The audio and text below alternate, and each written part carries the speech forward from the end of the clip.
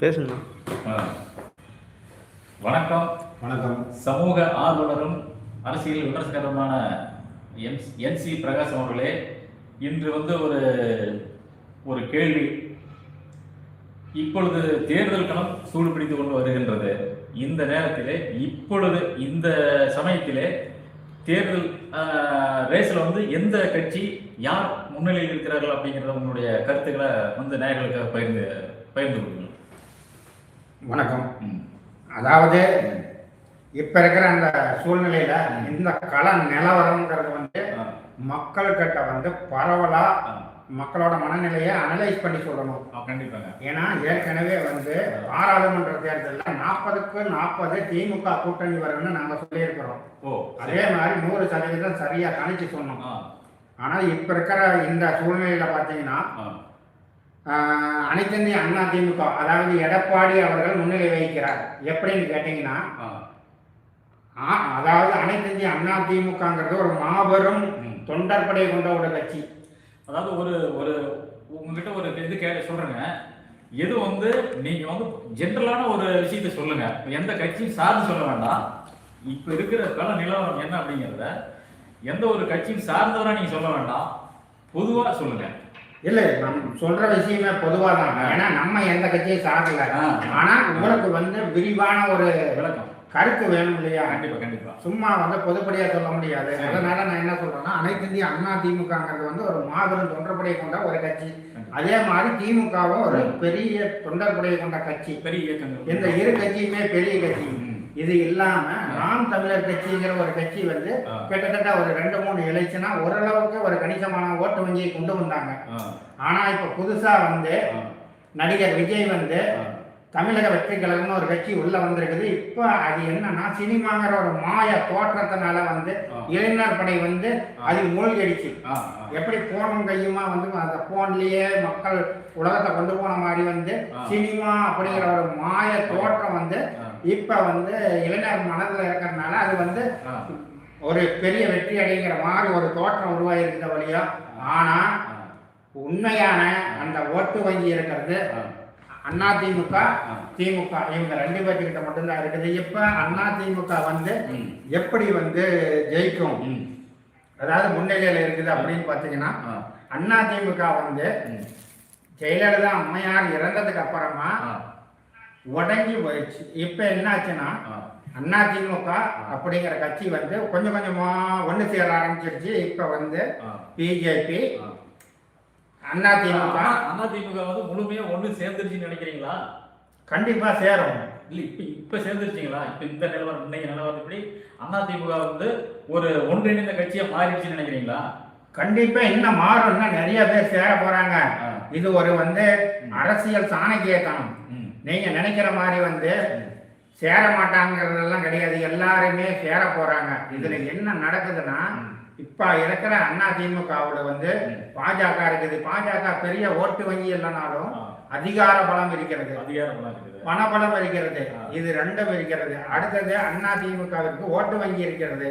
அது இல்லாமல் இப்ப டிடிவி தினகரன் உள்ள வந்ததுனால அவங்க சமுதாய ஓட்டுகள் நிறைய உள்ள சேர. அது இல்லாம ஒரு இயக்கமா அவங்க ஓட்டு இல்லைனாலும் அவங்களுடைய சமுதாய ஓட்டு இருக்கு டிடிவி அப்படின்னு சொல்றீங்க. ஆமா, அவர்களோட சமுதாய ஓட்டும் இல்லாம அண்ணா திமுக ஓட்ட பிரிஞ்சு போனது. இப்ப அதெல்லாம் திரும்ப ஒன்றிணையுது. இப்போ அவரு தினகரன் மூலமா மறைமுகமா சசிகலா அம்மையார் உள்ள வர்றதுக்கான சாத்தியக்கூறுகள் ஏற்பட்டிருக்குது. அதாவது பன்னீர்செல்வத்துக்கு தான் பிரச்சனையா ஒழியா சசிகலா அம்மையாருக்கு கிடையாது.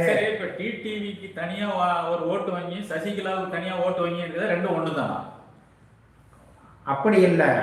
அதாவது அவங்களது எல்லாம் ஒரே ஓட்டு வங்கி தான். ஆனா அந்த அம்மையார் ஜெயலலிதா அம்மையாருக்கே பக்க பலமா இருந்தவங்க, அதாவது ஆளுமை திறன் மிக்கவங்க.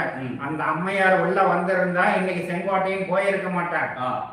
நிறைய அரசியல் அதிமுக விஐபிகள் வெளியே போயிருக்க மாட்டாங்க. செங்கோட்டையை தவற விட்டது ஏடிஎம்கேவுக்கு ஒரு பலவீனம் தானே? அப்படி நீங்க நினைக்கிறதுதான் தப்பு இருக்குது. ஏன்னு கேட்டீங்கன்னா, இப்ப இருக்கிற அந்த அதிமுக தொண்டர்கள் என்ன தெரியுமா நினைக்கிறாங்க? அட்லீஸ்ட் ஒரு எம்எல்ஏ, ஒரு மந்திரி பதவிக்காக நீ கட்சியை விட்டு போன இத்தனை வருஷமா உன்னை நம்பி உனக்குன்னு ஒரு பதவியை கொடுத்து அலங்கரிச்சு பார்த்தா அந்த கட்சிக்கு நீ துரோகம் பண்ணிட்ட அப்படின்னு ஒரு துரோகியா தான் பாக்குறாங்க. அவர் வந்து எம்ஜிஆருக்கோ ஜெயலலிதாவுக்கோ துரோகம் பண்ணல, கட்சி விட்டுட்டு போகல. எடப்பாடி பழனிசாமி வந்து அவர் அரவணைக்கல, அவருக்கு அவர் எதிர்பார்த்த ஒரு விஷயம் அவருக்கு நடக்கலங்கிறதுல போயிட்டு இருக்கிறாரு. அங்கதான் நீங்க தப்பு பண்றீங்க. நம்ம வந்து ஒரு இடத்த வளர்ந்துட்டோம். எப்படி போனாலும் இன்னொரு கட்சியில போனா ஒரு எம்எல்ஏ மந்திரி பதவி கிடைக்கும். நம்ம அதெல்லாம் அனுபவிச்சிட்டோம். மந்திரி பதவிக்கு அனுபவிச்சிட்டோம். அடுத்தது உங்களுக்கு என்ன துணை முதல்வராக தர போறாங்க, இல்ல முதல்வராக தர போறாங்க? அதாவது கட்சியில கணக்கான மரியாதை இல்லைன்னு போனாரா, இல்ல மந்திரி பதவி கிடைக்குன்னு போனாரா நினைக்கிறீங்களா நீங்க? அப்படி இல்லை.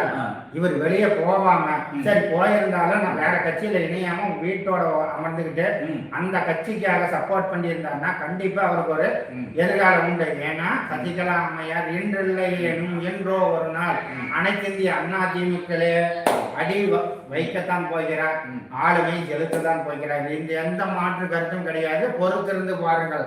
அரசியல் களம் இப்ப ராமதாஸ் சொன்னார் இல்லையா, ஐயா மருத்துவர் ஐயா ராமதாஸ், அரசியல் எது வேணாலும் நடக்கலாம், அப்படி அந்த மாதிரி எது வேணாலும் நடக்கலாம். இப்போ இந்த மாதிரி இருக்கும்போது பார்த்தீங்கன்னா அது இல்லாம வந்து நிறைய கூட்டணி கட்சியெல்லாம் சேர்ந்துருக்குது. அந்த மாதிரி ஒரு கூட்டணி பலத்தோட வந்து அதிமுக இருக்குது. இப்ப ரெண்டு பேர் தான் முக்கியமான ஆளுங்க வெளியிக்கிறாங்க. ஒன்னு மருத்துவர் ஐயா, இன்னொன்னு தேமுதிக, அவங்க 2 பேர் தான் இருக்கிறாங்க. ஆல்ரெடி அன்புமணி ராமதாஸ் வந்து அனைத்து இந்திய அண்ணா திமுக கூட்டணியில வந்தாரு, என்டிஏ கூட்டணியில வந்துட்டாரு. இப்ப அதாவது ராமதாஸ் ஐயாவுக்குன்னு தனிப்பட்ட ஒரு பெரிய ஓட்டு வங்கி பிரிஞ்சு போய் நினைக்கிறீங்களா அன்புமணி விட்டு?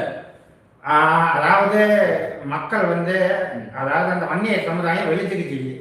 கிட்டத்தட்ட 45 வருஷத்துக்கு முன்ன சைக்கிள்ல வந்த அந்த மருத்துவர் ஐயா சொன்ன வாக்குறுதி அத்தனையுமே வந்து பொய்யுரையா போயிடுச்சு. ஏன்னு கேட்டீங்கன்னா உங்களுக்கும் தெரியும். ஏன்னா நீங்க எல்லாம் இந்த களத்துல இருந்து வந்திருப்பீங்க. அவர் சொன்னது 2006 என்ன சொன்னாரு, நான் காரிலே போனாலும் கடலில் வற்றினாலும் பைந்தமிழ் அழிந்தாலும் சூரியன் உதிர்ந்தாலும் நான் அரசியல் அதிகாரத்திற்கு வரமாட்டேன், ஆட்சி அதிகாரத்திற்கு வரமாட்டேன் அப்படின்ற பகிரங்க மீட்டிங் கொடுத்தாரா?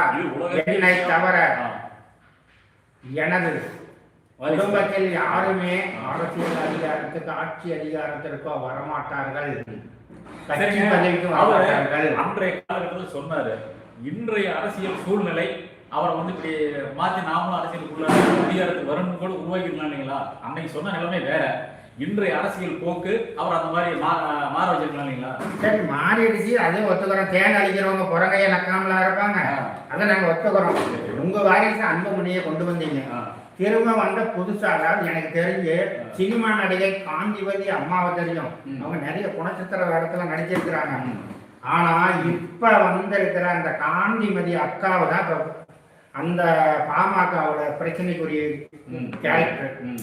அதாவது எப்படின்னு சொன்னா இது இப்பவல்ல, எந்த பாட்டாளி மக்கள் கட்சி வந்து இன்னைக்கு முதலமைச்சர் சீட்ல அமரக்கூடிய கட்சி வந்து எப்படி பெருகி போச்சுன்னா, அந்த காந்தமதி அம்மாவுக்கு வந்து அந்த அக்காவுக்கு வந்து கல்யாணம் பண்ணும் போது ராமதாஸுங்கிறவருக்கு வந்து நிறுவனர் அப்படிங்கிற ஒரு பொறுப்பை நான் பத்திரிகையில போட்டுக்கிறேன், அப்பதான் எனக்கு கௌரவமா இருக்குன்னு சொல்லி அப்ப போட்டதுல ஆரம்பிச்ச பிரச்சனை. அப்ப வந்து நிறுவனர்னு போட்டவரு அதை அப்படியே கன்னியூ பண்ணிக்கிட்டாரு. யார் தன்னை விட மேலே வருகிறார்களோ அவர்களை ஒவ்வொருவராக கட்டம் கட்டி வெளியே அனுப்புற வேலையை செவ்வன செய்தார். அவர் வந்து அதாவது வன்னியர் சமுதாயத்திற்கு செய்திருக்க கண்டிப்பா செய்திருக்கா. எப்படின்னு சொன்னீங்கன்னா, இப்ப ராமமூர்த்தி யாரு, வாழப்பாடி ராமமூர்த்தி, அவர் என்ன பண்ணா தெரியுமா? அவர் இருக்கிற காலகட்டத்தில் வன்னியர் சமுதாயத்துல நிறைய இளைஞர்களுக்கு காவல்துறையில வேலை வாங்கி கொடுத்தார். சிலிண்டர் அனைவருக்கும் வழங்கினார், தமிழ்நாடுக்குள்ள சிலிண்டர் வழங்கினார். இந்த மாதிரி பண்டங்காட்டியும் அவருக்கு வந்து தனிப்பட்ட முறையில வந்து நீங்க வந்து உங்க மக்களுக்காக பண்றீங்கன்னு சொல்லி சொன்னதுனால அவர் தன் பதவியை வேண்டாம்னு தூக்கி எறிஞ்சிட்டு வந்தார். அவர் சமுதாயத்துக்காக பாடுபட்டாரா நீங்களா? இல்ல வீரபாண்டியார் எடுத்துங்க, இந்த சமுதாயம் அவர் திமுக கட்சியா இருந்தாலும் இன்னைக்கும் நீங்க பாத்தீங்கன்னா சேலம் மாவட்டத்துல நிறைய மக்கள் வந்து வீரபாண்டியார்னு போட்டு அந்த லோகோவை போட்டுட்டு போவாங்க. எந்த கட்சிங்கிறது இல்ல, இனம் அப்படிங்கிற அந்த பற்று. ஏன்னா அவர் அந்த அளவு செஞ்சிருக்கிறார். அன்னைக்கு வந்து வீரபாண்டியார் வந்து அவருக்கு தூது விடுறாரு, யாரு ராமதாஸ் ஐயாவுக்கு தூது அனுப்புறாரு. அப்படி அனுப்பும்போது இந்த மாதிரி ஏதோ கொஞ்சம் போராட்டம் பண்ணுங்க, நான் கலைஞர்கிட்ட சொல்லி உங்களுக்கு வந்து இடஒதுக்கீடு வாங்கிட்டாங்கன்னு சொன்னார். அதுக்கு இவர் என்ன தெரியுமா சொன்னாரு, அப்படி நீங்க வாங்கி தருங்கிற அவசியம் கிடையாது, என் கட்சியை நான் பார்த்துக் கொள்கிறேன்னு ஒரே அடியா மூஞ்சி எடுத்து மாதிரி பேசியிருக்கிறார். இதெல்லாம் வரலாறு. சரி, அப்போ ஆக மொத்தம் நம்ம அந்த வன்னியர் சமுதாயத்துக்கு வந்து ராமதாஸ் ஏதோ பண்ணல அப்படிங்கிற மாதிரி சொல்றீங்களா, இல்ல அவரோட பங்களிப்பு இருக்குதுன்னு சொல்றீங்களா? அவர் வந்து சமுதாயத்துக்காக பண்ணல, அதனால வந்து அவரு பண்றாரு. அப்படி வந்து நம்ம ராமதாஸ் வந்து வன்னியர் சமுதாயம் எதுவுமே பண்ணல ஒதுக்க முடியுங்களா? என்ன வன்னியர் சமுதாயத்துக்கு ராமதாஸ் எதுவும் பங்களிப்பு இல்லைன்னு சொல்ல முடியுமான்னு சொல்ல கேட்கிறேன். அப்ப பண்ணலாங்கிறதுக்கு என்ன ப்ரூஃப் வச்சுக்கிறீங்க சொல்லுங்க. அதாவது ஒரு ஒரு எப்படின்னா தேன் கூட்டில் கல்ல போட்டா என்ன ஆகுனா தேன் கொலையை கொத்துங்கிற பயத்துல கொஞ்சம் கொஞ்சமா பண்ணினாங்களா ஒழிய மற்றபடி தனிப்பட்ட முறையில இவர் பண்ணல. அதாவது ஆரம்பத்துல மரவட்டி கட்சியா இருந்த அந்த கட்சி இன்னைக்கு வந்து சூட்கேஸ் கட்சியா மாறிடுச்சு. என்ன பண்றீங்க புரியல. அந்த அதாவது கலைஞர் என்ன சொன்னார்னா, இந்த வன்னியர் அறக்கட்டளையில் இருக்கிற பணமெல்லாம் இவங்க வந்து எடுக்கிறதுக்காக தான் இந்த வன்னியர் சங்கம் ஆரம்பிச்சாங்க. அப்புறம் பாட்டாளிங்கிற கட்சியா விஸ்வரூபம் ஆச்சு. இந்த சூழ்நிலையில என்ன பண்ணாங்கன்னா, ஜெகத்ரட்சக நாட்டை நிறைய ஆட்களை வந்து என்ன பண்ணாங்கன்னா, அதாவது உருவாக்கி வன்னியர் சங்கத்தை உருவாக்கி அந்த பணத்தை எடுக்க முடியாம பண்ணிவிட்டாங்க. இல்லைன்னா முழுக்க இவங்க எடுத்திருப்பாங்க. அப்படி எடுத்து என்ன செஞ்சாங்க, ஒண்ணுமே செய்யல. இப்பயும் பார்த்தீங்கன்னா, அதாவது அவருக்கு வாழ்ந்து முடிச்சவர் இதுக்கு மேல் வந்து இந்த பொது வாழ்க்கையில வந்து வீட்டிலிருந்து வேணா வாய் வழியா உத்தரவு போடக்கூடிய நடைமுறை சாத்தியம் இல்லை. அப்பொழுது உங்களது வாரிசை வந்து கொண்டு வந்து நிறுத்தினீர்கள். அப்படி வந்து இருக்கிற அவரை அன்புமணியை வந்து நீங்கள் முன்னெடுத்து இருக்கலாம். திரும்ப காந்திமதி, அடுத்தது அவங்க பசங்க அப்படிங்கிற மாதிரி நீங்க வந்து ஏன் எல்லாத்துக்கும் பதவியை கொண்டு வரீங்க? அன்புமணியை வந்து கிட்டத்தட்ட ஒரு 20-25 ஆண்டுகளா முன்னெடுத்திட்டாரு. இதுக்கு மேல வந்து அவர் அதை வந்து மாற்ற முடியாது. அவர் முன்னிலைப்படுத்தினது அவரு தான். அதனால இதுக்கு மேல அவர் நினைச்சாலும் மாற்றணுங்கிறது அவருக்கு சாத்தியப்படுமான்னு தெரியல. மக்கள் வந்து அப்படி ரெண்டா பிரிஞ்சு போவாங்கன்னு தெரியல. சரி, இருந்தாலும் நம்ம தலைப்பு விட்டு நம்ம ரொம்ப தூரம் வேற அந்த டாபிக் வேணாங்க, போதும். இப்ப வந்து ரேஸ்ல முந்திக்கிட்டு இருக்கிறது யாரு அப்படிங்கிற தலைப்பு வாங்க. அதாவதுங்க இப்ப வந்து இருக்கிற இதுல பாத்தீங்கன்னா அனைத்து இந்திய அண்ணா திமுக தான் முன்னிலை வகிக்குது. அது எப்படின்னு கேட்டீங்கன்னா, இவங்க வந்து ஒன்றிணைஞ்சு கட்சியோட ஓட்டு, அதாவது அண்ணா திமுக ஓட்டு எல்லாம் ஒண்ணு சேருது. அது இல்லாம பாமக ஓட்டு, பாஜக ஓட்டு, அப்புறமா வந்து ஒரு சண்முகம் அவர் கட்சி ஓட்டு, அப்புறமா பொங்கல் ஒண்ணு, ஐஜேகே, இந்த மாதிரி இன்னும் நிறைய கட்சிகள், சின்ன சின்ன கட்சிகள்லாம் ஒன்றிணைஞ்சிருச்சு. திமுக பக்கம் எடுத்துக்கிட்டீங்கன்னா காங்கிரஸ் எப்படின்னா மதில் மேல் பூனையா இருக்குது, இந்த பக்கமா அந்த பக்கமான. அதாவது அவங்களுக்கு சீட்டு பிரித்து தர மாட்டேங்கிற கான்செப்ட்ல இருக்கிறாங்க. பொதுவாகவே காங்கிரஸ் வந்து பெரிய ஓட்டு வங்கி கிடையாது தமிழ்நாட்டில். இப்ப இருக்கிற அளவுல பிசிகா வந்து ஸ்ட்ராங்கா இருக்கு அவங்க கூட. அதாவது இன்னுமே உங்களுக்கு புரியல. அதாவது காங்கிரஸ்ங்கிறது பார்த்தா வெளியே பார்த்தா ஓட்டு வங்கி இல்லாத ஒரு கட்சியா இருக்கலாம். இன்னும் வந்து காங்கிரஸை ஒழிச்சுக்கிறாங்க. கருணாநிதியை ஒழிச்சுக்கட்டுன்னு சொன்ன காங்கிரஸ் குரூப்பெல்லாம் இருக்குது. ரைட்டா? கதர் சட்டுக்கு இன்னைக்கு போட்டிருக்கிற கதர் சட்டுக்கு யார் காரணம்? அந்த காங்கிரஸ் தான் காரணம். புரியுதுங்களா? அதனால வந்து காங்கிரஸ் வந்து ஓட்டு வங்கி இல்லைன்னு சொல்லாதீங்க. ஊருக்கு 10 பேராவதும், அதாவது கம்யூனிஸ்ட் கூட ஓட்டு இல்லை, அதை நான் ஏற்றுக்கிறேன். ஆனால் காங்கிரஸுக்கு இல்லைன்னு சொல்லாதீங்க. கண்டிப்பா வந்து ஒரே விஷயம் சார், ஒரு விஷயம் இருக்கு. அதாவது கடந்த பாராளுமன்ற தேர்தலில் 40க்கு 40 திமுக கூட்டணி வரும்னு சொன்னது நாங்க தான். எப்ப எதை வச்சு சொன்னோம்? அன்னைக்கு வந்து இந்த எடப்பாடியார் வந்து அனைத்து இந்திய அண்ணா திமுக வந்து காங்கிரஸ் கூட கூட்டணி வச்சிருந்தா 40க்கு 40 வந்திருப்பாங்க. சரிங்களா? ஏன்னா தமிழ்நாடு வந்து அதாவது தமிழ்நாடு வந்து இந்தியாவிலேயே ஒரு வித்தியாசமான ஒரு மாநிலம். எங்க வந்து மக்கள் மனநிலையே வேற. ரைட்டுங்களா? அதனால வந்து காங்கிரஸுக்கு இங்கேயான ஓட்டு வங்கி இருக்குது. இது சட்டசபை தேர்தல்னால வேணா ஓட்டு வங்கி குறைஞ்சிருக்கலாம். அப்ப திமுக பக்கம் பெரிய கட்சியெல்லாம் எதுவும் கிடையாது. விசிகா அப்படிங்கிற ஒரு சமுதாய கட்சி தான். ஆனா அந்த சமுதாய கட்சியிலேயே எல்லாருமே இன்னைக்கு விஜய் பக்கம் போயிட்டாங்க இளைஞர்கள். அது இல்லாம வந்து எல்லா கட்சியிலயும் இருக்கிறாங்க. ஒரு விஷயம் ஒரு குறிப்பிட்ட அளவு போயிருக்கலாம், மற்ற எல்லா கட்சியில இருந்தும் போயிருக்கலாம், நடிகர் கட்சிக்காக போயிருக்கலாங்க. அதாவது நான் வந்து எல்லாரும் போயிட்டாங்கன்னு சொல்லல, ஆனா நிறைய பேர் போயிட்டாங்கன்னு சொல்றேன். எல்லாரும் போயிட்டாங்கன்னு சொல்லல, ஆனா இது அது கூட இப்ப வந்து அறிவிக்க சொல்ல முடியாது. நெருங்கும் போது அதாவது விசிகாவுடைய செயல்பாடு எப்படி இருக்குதுன்னு அதை பொறுத்து தான் மாறும் என்னுடைய நினைப்பு. அதாவது டோட்டலா இப்போ போயிட்டாங்கன்னு சொல்ல முடியாதுங்க. விசிகாவுடைய நிலைப்பாடு அவங்க எடுத்து முன்வைக்கக்கூடிய கருத்துக்களை பொறுத்து அவங்களுடைய வாக்குகள் மாறும். சார் இப்போ நான் வந்து எல்லாரும் போயிட்டாங்கன்னு சொல்லல, ஆனால் வலு இழந்து போச்சுன்னு சொல்றேன். வலு இழந்து போச்சு. ஏன்னா மக்கள் என்ன பண்றாங்கன்னா இந்த மாதிரி தோற்றம் இருக்கலாங்க. இறுதி ஃபைனல் தேர்தல் நெருங்கும் போது விசிகாவுடைய செயல்பாட்டை பொறுத்து மாறக்கூடிய வாய்ப்பு இருக்குன்னு நான் நினைக்கிறேன். சார் அப்படி இல்லை சார். அதாவது விசிகாவோட ஓட்டு வந்து கலைஞ்சிருச்சு. அது இல்லாம திமுக ஓட்டும் பார்த்தீங்கன்னா நல்லா கேட்டுக்குங்க. ஸ்டாலின் போன்றிருக்க என்ன தெரியுமா சொன்னாரு?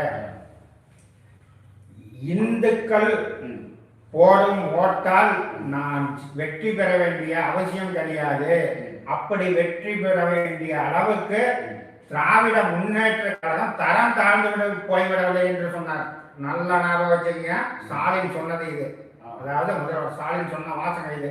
அப்போ நல்லா ஒரு நாட்டோட ராஜா இருந்தா என்ன பண்ணணும்னா, அந்த நாட்டுல எத்தனை வகையான மக்கள் இருக்கிறாங்களோ அவங்களுக்கெல்லாம் வாழ்த்து சொல்லணும். நீங்க வந்து கிறிஸ்துமஸ்க்கு சொல்றீங்க, ரம்ஜானுக்கு சொல்றீங்க, ஏன் இந்து பண்டிகைக்கு சொல்ல மாட்டேங்கிறீங்க? சொன்னா எவ்வளோ இழப்பு ஏற்பட்டுரும். அவங்களும் தானே சிறுபான்மையின மக்களை தக்க வச்சுக்கிறது தான் முக்கியமா கவனம் செலுத்துறாங்க. சிறுபான்மையினர் தக்க வைக்க அதாவது அவங்க முக்கியத்துவம் கொடுக்குறாங்க. அவங்க கொடுக்கட்டுங்க. இப்ப வந்து திருப்பரங்குன்றத்துல வந்து தீமை ஏற்றக்கூடாதுன்னு நீங்க ஏன் வந்து அதாவது அறநிலையத்துறைய காசை எடுத்துட்டு போய் நீதிமன்றத்துக்கு ஏன் போறீங்க? போய் இந்த மாதிரி வந்து இல்லைங்கிறீங்க. பிரிட்டிஷ்காரன் கல்லுங்கிறீங்க. அப்ப பிரிட்டிஷ்காரன் காலத்துல கல்லங்களை சொல்லி ஆர்டர் போட்டது நீங்க தானா? மக்கள் கேட்கிறாங்க. வரலாறு சொல்லுது. அது வந்து திருப்பரங்குன்றத்தில் தீபம் ஏற்ற நட்ட கல்லு தானே வரலாறு சொல்லுது. அப்ப நீங்க வந்து அரசியலுக்காக எது வேணாலும் பேசலாம். இப்போ உதாரணத்துக்கு எடுத்துங்க, செங்கோட்டையில் எடுத்துங்க. அவர் வந்து இத்தனை வருஷமா அதிமுகவில் இருந்தவர் இன்னைக்கு விஜய் கிட்ட போனதுமே என்ன சொல்றாருன்னா ஊழல் கட்சின்னு சொல்றாரு அனைத்து இந்திய அண்ணா திமுக. இது என்ன லாஜிக்? அதாவது தன் சொந்த தேவைக்காக இத்தனை நாளா அதாவது நம்ம பெற்று எடுத்த அப்பா அம்மா வந்து குத்தம் சொல்ற மாதிரி. நான் என்ன சொல்றேன்னா இன்னும் வந்து அதாவது வயது முதிர்ந்துட்டாரு. இதுக்கு மேல அவர் ஒரு மந்திரியாவது எதுக்கு இந்த கட்சியை தூங்கணும்? ஆனா பாருங்க, இல்லைன்னா இவ்வளவு நாள் அந்த எல்லா சுகத்தையும் பதவி சுகத்தை அனுபவிச்சிட்டீங்க. ஓய்வெடுங்க. அதுதான் நீங்க செய்யணும். அது இல்லாம இன்னொன்னு வந்து திமுக வந்து அதாவது மதுவிலக்கை அதாவது மதுவிலக்கை அமல்படுத்தணும்னு சொன்னாங்க. பண்டுல இதே கனிமொழி அக்கா என்ன சொன்னாங்கன்னா, இந்த சாராயத்தால எத்தனையோ விதவிகள் உருவாயிட்டாங்க அப்படின்னு சொன்னாங்க.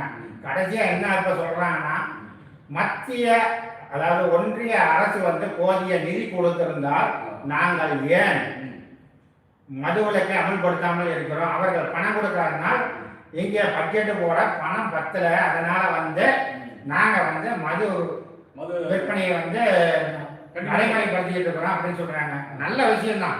பணம் இல்லைங்கிறதுனால நடைமுறைப்படுத்துறாங்க. அப்ப 5 லட்சம் கோடி புதுசா கடன் ஆயிருக்குது. அது எப்படி? அப்ப நீங்க அதுக்கும் வந்து நீங்க அதுக்கும் ஒன்றிய அரசாங்கத்துக்கிட்ட இருந்து பணத்தை மட்டும் வாங்கி செலவு பண்ணிட்டா பரவாயில்ல. இந்த 5 லட்சம் கடை எப்படி புதுசா உருவாச்சு? பழைய கடை வட்டி குட்டி போட்டு கடனாச்சா? அப்ப நீங்க எங்கேயோ கடை வாங்கி இருக்கிறீங்கன்னு தானே அர்த்தம். இன்னும் ஒரு விஷயம் என்ன தெரியுமா? முன்ன இலவசத்தை தடை பண்ணணும். இலவசத்தை தடை பண்ணணும். ஏன்னு கேட்டா, நீங்க வந்து உங்களுக்கு இலவசம் கொடுக்குறாங்க, எங்களுக்கும் இலவசம் கொடுக்குறாங்க. இப்ப நான் கஷ்டப்பட்டு சம்பாதிக்கிறோம், நீங்க சும்மா இருக்கிறீங்க. எங்க பணத்தை பிடிங்க உங்களுக்கு தராங்க. இது எந்த வகையில நாயும்? அப்ப உழைப்பு கேட்டா ஊதியம் கொடு. யாரா இருந்தாலும் உழைப்பு கேட்டா ஊதியம் கொடு. ஓட்டு வாங்குறதுக்காக இந்த மாதிரி இலவச திட்டங்கள் சமப்படுத்துற ஒரு செயல்பாடு கொண்டு வந்து, அதாவது சமுதாயத்தில் இருக்கிற பொருளாதார ஏற்றத்தால சமப்படுத்துறதுக்கான முயற்சி பண்ணணும் எந்த அரசு வந்தாலும். அப்படி பண்ணனா என்ன பண்ணணும்னா, பாதிக்கப்பட்ட மக்களுக்கு ஒரு சலுகை கொடுக்கலாம். பாதிக்கப்பட்ட மக்களுக்கு இல்ல ஓட்டு வேணுங்கிறதுக்காக எல்லாத்துக்குமே கொடுங்கறது வந்து கண்டிப்பா தவறான ஒரு அரசியல் தான். அதுதான் அதுல என்ன சொல்றேன்னா, நாம என்ன பண்ணோம்னா, ஒருத்தருக்கு வந்து ஒரு சலுகை கொடுக்கறதுக்கு முன்ன அவங்க வந்து வறுமை கோட்டை கீழே இருக்கிறாங்களா, அந்த திறமை இருக்குதா அப்படிங்கிறத பார்த்துட்டு தான் அந்த சலுகையோ வேலை வாய்ப்போ கொடுக்கணும். உதாரணத்துக்கு ஒன்று சொல்லட்டுமா? ஒரு மல்யுத்த சண்டைக்கு போகணும்னா அவன் பலசாலியா இருக்கணும். அவன் வந்து அதாவது கீழே அதாவது வறுமை கோட்டை கீழே இருக்கிறான். அதனால அவனுக்கு முன்னுரிமை கொடுக்கணும்னு ஒரு வந்து நோஞ்சானுக்கு வந்து கொடுத்தோம்னா என்ன ஆகும்னா தோல்வி அடைவான். அதனால வந்து ஒரு பதவியில் அமரக்கூடியவனுக்கு அந்த தகுதி இருக்கணும். சலுகையில வந்து அமரக்கூடாது. தகுதியின் அடிப்படையில் அமர்ந்தாதான் அந்த பதவியை வந்து லஞ்ச லாவணியம் இல்லாமல் நடத்த முடியும். சலுகைகள்ங்கிறது வாக்கு வங்கியை குறி வச்சு சலுகை கொடுக்கறது தான் தப்பு நடக்குது. இன்னும் வாக்கு வங்கியை குறி வச்சு தான் சலுகை பண்றாங்க. அது மக்களுடைய பொருளாதார அடிப்படையை வந்து அவங்க கருத்தை வச்சு சலுகை கொடுக்கணும்னு நான் நினைக்கிறேன். பண்ணணும், அது கொடுக்கணும். அது இல்லாம எந்த அரசா இருந்தாலும் மக்களுடைய பொருளாதார நிலை என்ன இருக்குது, அவங்களுடைய என்ன கேட்டகரியில் இருக்கிறாங்கன்னு சொல்லி சலுகை கொடுக்குறாங்க. எல்லாத்துக்கும் பொதுவாக கொடுத்துட்டீங்கன்னா வாக்கு வங்கி குறி வச்சு கொடுக்கும்போது உண்மையாலுமே அதாவது ஒரு விஷயம் தெரியுமா, ஒரே குடும்பத்துல 4-5 அரசு ஊழியர் இருக்கிறாங்க. எப்படி சலுகையின் அடிப்படையில போறாங்க. இப்ப நான் என்ன சொல்றேன்னா, நீங்க சலுகையின் அடிப்படையில அரசு வேலையை வாங்கிட்டீங்க. அப்ப நீங்க என்ன பண்றீங்கன்னா, அந்த வறுமை கோட்டை விட்டு தாண்டி வந்துட்டீங்க. திரும்ப உங்க வாரிசும் வறுமை கோட்டை கீழே இருக்குதுன்னு நீங்க வந்து திரும்பவும் வேலை வாங்குறது வந்து மாபெரும் தப்பு. அப்போ வந்து இப்ப தற்காலிகமா ஒரு பையன் 10.5% தரல வன்னியர் சமுதாயத்தில் ஒரு தம்பி தீ வச்சு கொடுத்துட்டு செத்தாருல்ல, இதுக்கு யார் காரணம்? இந்த மாதிரி வந்து ஒரே குடும்பத்திற்கு மேலும் மேலும் சலுகையை வழங்குறதுதான். அதே மாதிரி எல்லா தகுதி இருக்கிறவங்க இலவச வேண்டுமுறை பட்டா வழங்குறது, இலவச வீடு கட்டி கொடுக்கறது, அப்புறமா வந்து எல்லா சலுகையும் கொடுக்கறது, இந்த மாதிரி தான். நான் என்ன சொல்றேன்னா, தகுதிக்கேற்ற வேலை. அதே மாதிரி வறுமை கோட்டுக்கு கீழே இருக்கிறாங்களா ஆராய்ச்சி செய்யணும். அவங்கள வந்து சரியானவங்க தான் அப்படிங்கிறத நம்ம உத்தரவாதத்தோட மட்டும்தான் நம்ம கொடுக்கணும். சும்மா வந்து எல்லாத்துக்குமே கொடுத்துட்டு அது இல்லாம வந்து இலவசத்தை முற்றிலும் தடை பண்ணணும். இலவசம் யாரு கொடுக்கணும்னா, மாற்றுத்திறனாளிகள், திருநங்கைகள், அப்புறமா கணவனால் கைவிடப்பட்டவர்கள், இந்த மாதிரி இருக்கிறவங்களுக்கு முடியாது, இயலாமையா இருக்கிறவங்களுக்கு மட்டும்தான் சலுகை கொடுக்கணும். பொதுவாகவே வந்துங்க இலவசங்கிறத பெருமளவு குறைச்சிட்டு விலைவாசியை கட்டுப்படுத்துறது, வேலை வாய்ப்பு உருவாக்குறது, இதுக்காக செலவு பண்ணணுங்க. இங்க வந்தீங்கல்ல, இது சரியான பாயிண்ட். விலைவாசியை கட்டுப்படுறதுக்கு ஒரே வழிதான் இருக்குது.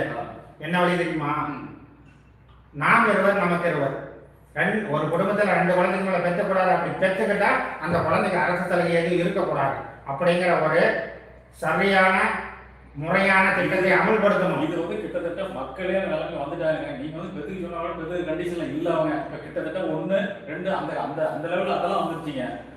இருக்கிற பொருளாதார பிரச்சனையை அவங்க பங்கிட்டு அவங்க யாரு கீழே இருக்கிறாங்களோ அவங்க சமப்படுத்த. நீங்க வந்து இப்ப பேசுறது வந்து உங்களோட மேற்பார்வையில் இருக்கிற அந்த 10 குடும்பத்தை தான் தெரியும். ஆனா இன்னும் வந்து 7 குழந்தை பெற்றுக்கிறவங்க இருக்கிறாங்க, 8 குழந்தை பெற்றுக்கிறவங்க இருக்கிறாங்க. நீங்க வேணா தலைமை மருத்துவமனையில போய் பாருங்க, எத்தனை குழந்தை பெற்றுக்கிறாங்க. இதுக்கெல்லாம் யார் காரணம்? அரசாங்கம் சலுகை கொடுக்குதுங்கிற ஒரே காரணம். அப்ப அரசாங்கம் வந்து சலுகை வந்து 2 மேல் இருந்தால் அவங்க நாடு கடத்தப்படுவாங்க உத்தரவு பிறப்பிக்கணும். அப்பதான் வந்து மக்கள் பயந்துக்குவாங்க. அப்படி இருந்தால், அதாவது 1 ஆஸ்திக்கு 1 ஆஸ்திக்கு 1 ஆசைக்கு 1 2 இருந்துச்சுன்னா அந்த குழந்தைய பாதுகாப்பா வளர்த்தி அவங்கள நாம் வந்து ஒரு நிறைய குழந்தை இருந்தா அவங்க என்ன பண்ணுவாங்கன்னா அவங்களை நம்ம கட்டுப்படுத்த முடியாது. அப்ப என்ன ஆகுனா அவங்க எல்லாம் வந்து குற்றவாளிகளா மாறுறதுக்கான சாத்தியக்கூறு அதிகம். இதனால எத்தனையோ பேர் பாதிக்கிறாங்க. அதாவது அவங்களுக்கு தேவையானது கிடைக்கல அப்படின்றப்ப அவங்களுக்கு போராட்டமா வாழ்க்கை மாறினா கண்டிப்பா அவங்க சமூக விரோதியா மாறுறாங்க. பொருளாதார நெருக்கடி, அவங்களுடைய வாழ்வாதாரத்துக்கு நெருக்கடி வரும்போது அவங்க சமூக விரோதியா மாறுறாங்க. அதுதான் எதுக்கு மாறக்கூடிய சூழ்நிலையை உருவாக்குனா 2 இருந்தா போதுமா? அப்ப அந்த குடும்பத்துக்கு வருமானத்துக்கு என்ன பண்ணணும்? இந்த அரசாங்கம், அதாவது அந்த அரசாங்கத்தோட கடமை உணவு, உடுக்க உடை, இருக்க இருப்பிடம், இது 3 தான் அடிப்படை தேவை. அதை கொடுக்கணும். இதுக்கு வந்து பிரச்சனை இருக்கிறவங்களுக்கு தான் இலவசமா கொடுக்கணும். இந்த இந்த அதாவது அடிப்படை பிரச்சனைக்கு யாருக்கெல்லாம் வந்து அந்த அடிப்படை தேவைகளுக்கு பிரச்சனை இருக்குதோ அவங்களுக்கு வந்து கொஞ்சம் இலவசம் கொடுத்து அவங்க கொஞ்சம் மேல கொண்டு வரலாங்க. தேவையே இல்லாத விஷயத்துக்கெல்லாம் இலவசம் கொடுத்து எதுக்கு நாட்டுல இருக்கிற பணம். இன்னொரு விஷயம் தெரியுமா? இப்ப எதனால எடப்பாடியார் முந்தராருன்னு தெரியுமா? சொல்லுங்க. கொரோனா காலகட்டத்துல உலகமே வந்து பெரிய ஒரு பிரச்சனையா இருந்துச்சு. அப்படி இறக்கும் போது எடப்பாடியார் அத்தனை நோயாளிகளையும் சரியான இடத்திலே வைத்து மருத்துவ சிகிச்சை அளித்து அவர் நேரிலே போய் அந்த வைத்தியம் சரியாக நடக்கிறதா என்று கள ஆய்வு செய்தார். அப்பொழுது எங்கே போனார் இந்த விஜய்? அவர் அப்படி கிடையாது. பொது வாழ்க்கைக்கு வரவருக்கு முன் அனுபவம் வேணும். அப்ப இத்தனை வருஷமா நீங்க ஏதோ ஒரு பொது சேவை செஞ்சீங்களா? நீங்க செஞ்சீங்களா? ரசிகர் மன்றம் செய்யுங்கிறது இல்லை, நீங்க என்ன செஞ்சீங்க? இப்ப அப்படி சொல்லணும்னா இவர் விஜய் வந்து திருமணத்தின் போது 150 கோடி கேட்டதாக ஒரு செய்தி கசிஞ்சுது. அவர் திருமணத்தின் போது சங்கீதா கிட்ட வரதட்சணையா 150 கோடி கேட்ட மாதிரி ஒரு செய்தி கசிஞ்சுது. அது என்ன ஆச்சு? இப்ப சமீபத்தில் வந்து 1.5 கோடி ரூபாய் வரி கட்டணும் அப்படிங்கிறதுக்காக அரசாங்கம் நோட்டீஸ் அனுப்புது. இப்போ நாம வந்து 1 கோடி சம்பாதிச்சா 30 லட்சம் வரி கட்டுவோம். நான் அதாவது எந்நாட்டில் இருக்கிற மக்கள் வந்து நான் வரி கட்டணும், ஏன்னா இந்த நாடு கடமைக்கூடாது. இத்தனை ஆயிரம் கோடி சம்பாதிக்க நீங்க ஏன் வரி கட்ட மாட்டேங்கிறீங்க? அந்த 1.5 கோடி கட்டுறதுக்கே பிரச்சனையாகி நீங்க கோர்ட்ல போய் ஆர்குமெண்ட் பண்ணி அதை 1 லட்சமா கட்டுறீங்கன்னா அப்ப இங்க நீங்க எப்படி நாட்டுக்கு செய்வீங்க? இது மக்களோட கேள்வி. இதை வந்துங்க நம்ம மாதிரி இருக்கிறவங்க பேசுறத விட மக்கள் நல்லா உணர்ந்துக்கணுங்க. இந்த மாதிரி யார், அவங்களுடைய அடிப்படை என்ன, அவங்களுடைய அடிப்படை குணாதிசயம் என்ன, கேரக்டர் எப்படி, அவங்க வந்து நாளைக்கு வந்து எந்த மாதிரிலாம் நடந்துக்குவாங்க அப்படின்னு சொல்லி மக்கள் தான் முடிவு பண்ணணும். நம்மளாம் இது எதுக்கு எல்லாமே சிந்திக்கிறது மக்கள் தான் முடிவு பண்ணணும். மக்கள் முடிவு பண்ணணும்னா மக்களுக்கு விழிப்புணர்ச்சி ஏற்படுத்தணும். இப்ப மக்கள் வந்து யோசிக்க ஆரம்பிச்சுட்டாங்க. இந்த காலகட்டத்தில் வந்து கண்டிப்பா வந்து எடப்பாடியார் வந்து இதுல வந்து முன்னிலை வகிக்கிறார். நீங்க எழுதி வச்சுக்கலாம். ஏன்னு கேட்டா காங்கிரஸ் வந்து தாவேக்கோட, அதாவது தமிழக வெற்றி கழகத்தோட போனாலும் சரி, திராவிட முன்னேற்ற கழகத்தில் இருந்தாலும் சரி, இது பிரச்சனையே கிடையாது. எங்க இருந்தாலும் அந்த என்டிஆர் கூட்டணி ஒரு வலுவான ஒரு கட்டமைப்போட இருக்குது.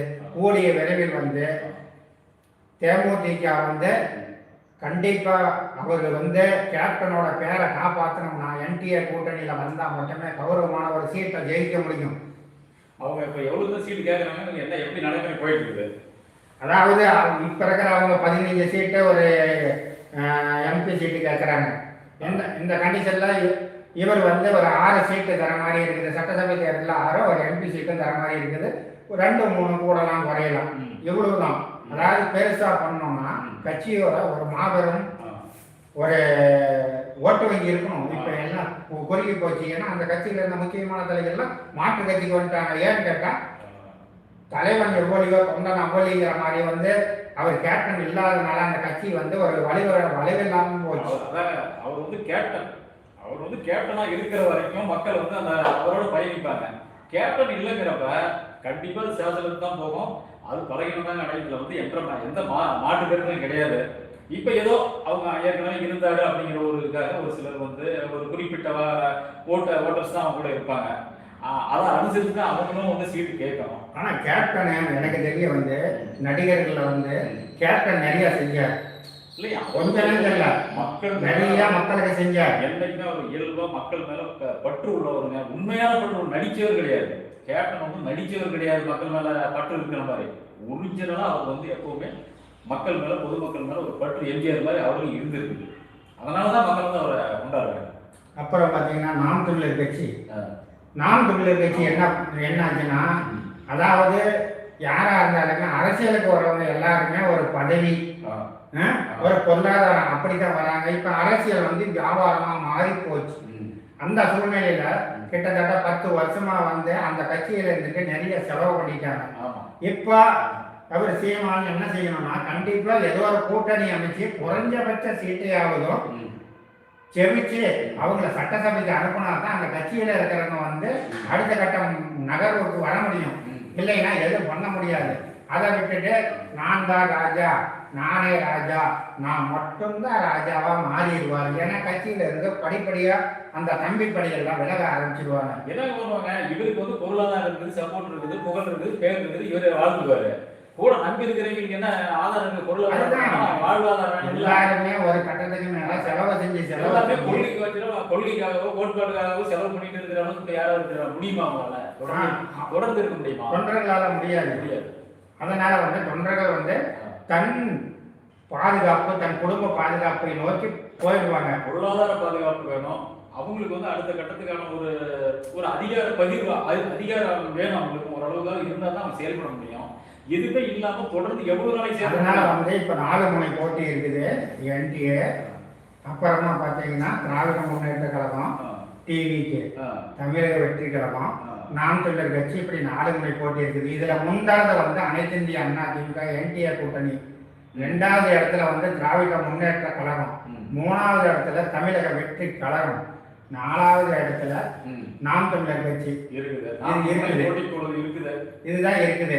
இதுக்கு மேலேயும் பார்த்தீங்கன்னா என்டிஆர் கூட்டணியில அந்த டீம் இன்னும் வந்து வலுவடைய போகுது. அதனால வந்து அதே மாதிரி இப்ப திமுக வலுவடையல, திமுக வலுவடைஞ்சிட்டு தான் வருது. என்ன வலுவடைஞ்சாலும் அதாவது இந்துக்கள் ஓட்டை வந்து அவங்களா வந்து விரயம் செஞ்சிருக்கிறாங்க.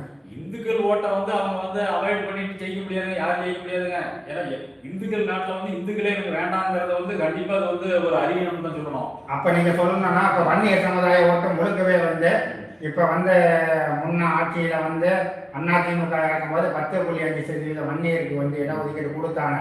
வந்ததும் ஆட்சிக்கு வந்ததும் திராவிட முன்னேற்ற கழகம் 10.5% தரக்கூடாதுன்னு ஓட்டில் வழக்கை தொடர்ந்து அதை நிறுத்தினாங்க. அப்படி இருக்கும்போது எப்படி வன்னியர் சமுதாய ஓட்டு வரும்? அதே மாதிரி வந்து திருப்பரங்குன்றத்தில் வந்து இந்த வந்து இந்துக்களுக்காக வந்து அந்த வந்து தீபத்தோனை வந்து பிரிட்டிஷ் கல்லு அப்படின்னு சொல்லிட்டாங்க. இந்த மாதிரி சொல்லும் போது அப்படி இல்லாம வந்து மதம் மதம் மதம் அப்படின்னு சொல்லி பாஜக மதவாத சக்தியை உள்ள விட மாட்டேன்னா நீங்க பண்றது என்ன? நீங்க பண்றது என்ன? எப்படி இப்ப வந்து அதாவது ஒரு இந்து பாதிக்கப்படும் போது அடுத்தது அவன் தேடுவான். நான் என்ன சொல்றேன்னா, அதாவது இந்து ஆகட்டும், முஸ்லீம் ஆகட்டும், கிறிஸ்டின் ஆகட்டும், அவங்கவுங்க சாமி தான், அவங்கவுங்களுக்கு அப்பா அம்மா சாமி எல்லாமே அது மட்டும் தான். அதனால வந்து நான் என்ன சொல்றேன்னா, நான் உங்க அப்பா அம்மா குத்தம் சொல்றதோ நீங்க என் அப்பா அம்மா குத்தம் சொல்றதோ தப்பு. அவங்க இதையும் பெற்றோரையும் சாமியும் அவங்க பார்த்துக்கிட்டா பிரச்சனை இல்லை. அடுத்தவங்க தலையீடு எப்ப வருதோ அன்னைக்கு பிரச்சனை. சரிங்களா? இதுதான் விஷயம். இந்து முஸ்லீமுக்கு நீங்க முக்கியத்துவம் கொடுக்கறது ஓகே, அதே மாதிரி இந்துக்களுக்கும் கொடுத்துதான் ஆகும். இப்ப பக்கத்து வீட்டு பையனை பாராட்டுங்கிறது தன் வீட்டு பையனை தூக்கி எரிஞ்சிட முடியுமா? எல்லாத்தையும் தானே நீங்க சரி. இப்போ அனைத்து இந்திய அதிமுக ஆட்சியில் இருக்கிற வரைக்கும் காவல்துறை கட்டுப்பாட்டில் இருந்துச்சு. அதாவது ரவுடிசம், பாலியல், கடத்தல், கஞ்சா, போதை இந்த மாதிரி பழக்கம் ஏதாவது அதிகமாக நடமாட்டம் இருந்துச்சா? அவங்க காவல்துறை முழு கட்டுப்பாட்டில் இருந்துச்சு. ஆனா இன்னைக்கு தினம் ஒரு கொள்ளை, ஒரு பாலியல் வன்கொடுமை, அரசு அதிகாரிகள் லஞ்சம், இந்த மாதிரி அளவு கடந்து போயிட்டு இருக்குது. அன்னைக்கு இருந்துச்சுங்க, இப்ப கொஞ்சம் அதிகமா இருக்குது அப்படின்னு வேணா சொல்லாங்க. இல்லவே இருக்குது, இல்லாம இல்ல. ஆனா கட்டுப்பாட்டுல இருந்துச்சு. இப்ப கட்டுப்பாடு இல்ல, நடவடிக்கை எடுக்க முடியல. இதுல வந்து ஒரு பெரிய திமுகவுடைய ஒரு இது என்னன்னு கேட்டாங்க, இந்த 4 ஆண்டுகள் வரைக்கும் ரொம்ப ஸ்லோவா இருந்தது இந்த நலத்திட்டங்கள்லாம் இப்ப இந்த 6 மாசத்துல வந்து நீங்க ஜெட் வேகத்துல செயல்படுத்துறீங்க. இதை வந்து அந்த 4 ஆண்டுகளாவும் கொஞ்சம் கொஞ்சமா செயல்படுத்தி வந்துருக்கணும். இது வந்து ஒரு பலவீனம். இது வந்து மக்களை வந்து ஏமாற்ற முயற்சி அப்படின்னு தான் மக்கள் உணர்வாங்க. ஏன்னு கேட்டா 4 ஆண்டுகள் நீங்க எதுவுமே வந்து டெட் ஸ்லோவா இருந்துட்டு இப்ப இந்த 6 மாசத்துல வந்து நீங்க ஜெட் வேகத்துல நீங்க செயல்படுத்துறீங்க அப்படின்னா இது வந்து மக்களை ஏமாற்ற முயற்சி அப்படின்னு கண்டிப்பா மக்கள் உணர்வாங்க. ஒரு விஷயம் தெரியுமா? எடப்பாடியார் ஆட்சியில் இருக்கிற வரைக்கும் வேளாண்மை மண்டலத்தை உருவாக்குனாரு, விவசாயத்துக்கு முக்கியத்துவம் கொடுத்தாரு. ஏன்னா அவர் விவசாய குடும்பத்திலிருந்து வந்தவர். அது இல்லாம கொரோனாங்கிற ஒரு கொடிய ஒரு அந்த வியாதி வந்து வரலன்னா அவரோட ஆட்சி வேற ஸ்டைல்ல இருந்திருக்கும், அவர் திரும்பவும் ஆட்சிக்கு வந்திருப்பார். அது இல்லாம அவர் ஏன் போனார்னா அவங்க கட்சிக்குள்ள ஏற்பட்ட பிரிவினைவாதத்தினாலதான் அவர் வந்து அந்த முதலமைச்சர் பதவி விட்டு வெளியே வந்தார். அதாவது அவர் எப்படி வேணாலும் பதவி வாங்கியிருக்கலாம். ஆனா சத்திரியனா இருக்கிறத விட சாணக்கியத்தனம் அரசியலுக்கு முக்கியம். சாணக்கியத்தனமும் சத்திரியத்தனமும் இருந்தால் மட்டுமே இந்த அரசியல்ல வந்து கொடி நாட்ட முடியும். இல்லைன்னா எதுவுமே நடக்காது. அன்னைக்கு வந்து அவர் ஆட்சியில் இருக்கும்போது கொரோனா டைம்ல 5000 கோடின்னு இதே திமுக தான் சொல்லிச்சு. அந்த கொரோனாவுக்கு அவர் மருந்து, மாத்திரை, சாப்பாடு, வேலைக்கு முட்டை, கறிச்சோறு இந்த மாதிரி எல்லாம் போட்டு மக்களை காப்பாத்தினாரு. அப்படி செலவாகாட்டியும் அப்பயும் அவர் 2500 ரூபாய் கொடுத்தாரு. நீங்க வந்து எதுவுமே இல்லாம நீங்க உங்களுக்கு எதுவுமே கொடுக்கலையே, இப்ப கொடுக்குறீங்க 3000னா அப்ப ஓட்டே தேர்தல் வருது. இதை வந்து ஒரு சாதாரண சிறுபுள்ள கூட உணர்ந்துக்கும். அதாவது தேர்தல் வருதுன்னு கொடுக்குறாங்க அப்படின்னு சொல்லி ஏன் இந்த தப்ப பண்ணிருக்கீங்க? முன்னே கொஞ்சம் கொடுத்துருக்கலாமே, செஞ்சிருக்கலாமே. இதுக்கு முன்னே நான் 2-3 வருஷமா செஞ்சிருந்திருக்கலாமே. அதாவது ஏன் தப்பு பண்றாங்க? கண்கட்ட பெண்ணு சூரிய உதயம் எந்த பக்கம் போனால் எனக்கு என்ன போடுங்கிற மாதிரி தான் இந்த கதை இருக்குது. அது இல்லாமல் வந்து எம்ஜிஆர் பாட்டு ஒன்று இருக்குது. என்னன்னா அதாவது வீட்டுக்கெல்லாம் வெளிச்சம் போட கொடுத்த பணத்திலே, அதாவது வீதிக்கெல்லாம் வெளிச்சம் போட கொடுத்த பணத்திலே தன் நாம வெளிச்சம் போட்டு வாழ்ந்து விட்டா நகர சபையிலே பாட்டு வரலாம். அந்த மாதிரி வந்து அதாவது 5 லட்சம் கோடியில எத்தனை லட்சம் ஊழல்னே தெரியல. அந்த மாதிரி இந்த ஊழல் நடந்திருக்கிறதா சொல்றாங்க மக்கள் எல்லாருமே. நான் என்ன சொல்றேன்னா, இப்போ என்னோட தாத்தாவோட அப்பாவுக்கு 300 ஏக்கரை காடு இருந்துச்சு, இன்னைக்கு எனக்கு 2 ஏக்கரா தான் இருக்குது. அப்படி வரலாறுல வந்து ஒவ்வொருத்தரோட பணம் நாம் வந்து இப்போ வந்து தேர்தலில் நிற்கிறோன்னா அவங்களோட A to Z அவங்களோட டோட்டல் மதிப்பீடை காட்டிடணும். திரும்பவும் தேர்தல் முடிஞ்சது இவ்வளவுதான் காட்டணும். பினாமி பேரில் எதுவும் போகக்கூடாது. அதே மாதிரி கட்சியில் அரசியலில் வந்து சம்பாதிக்கிறதுக்காக அரசியலுக்கு வரக்கூடாது. அப்படி எப்போ வந்து அதாவது காமராஜர் ஆட்டம் ஒரு நல்ல ஒரு நேர்மையான முதல்வர் தமிழ்நாட்டுக்கு வராரோ அன்னைக்கு தான் அந்த தமிழ்நாடு வந்து முன்னேறும். இல்லைன்னா அதாவதுங்க வாக்கு அரசியல் பண்ணக்கூடாதுங்க, மக்களுடைய வாழ்க்கையை பற்றியான அரசியல் பண்ணணும். ஆமாம், அதாவது அடுத்த முறை நம்ம அதாவது ஓட்டியே குறிக்கோளை வச்சுக்கிட்டு அரசியல் பண்றது வந்துங்க இது ஒரு வியாபாரம். மக்களுடைய அடிப்படை பிரச்சனைகளுக்காக யார் வந்து அரசியல் பண்றாங்களோ கண்டிப்பா அவங்க வந்து மக்கள் வந்து வரவேற்பாங்க. அந்த மாதிரி இருக்கிறவங்களுக்கு வருங்காலம் நல்ல ஒரு ஆதரவா இருக்கும், நல்ல வெற்றி கிடைக்கும். நன்றி.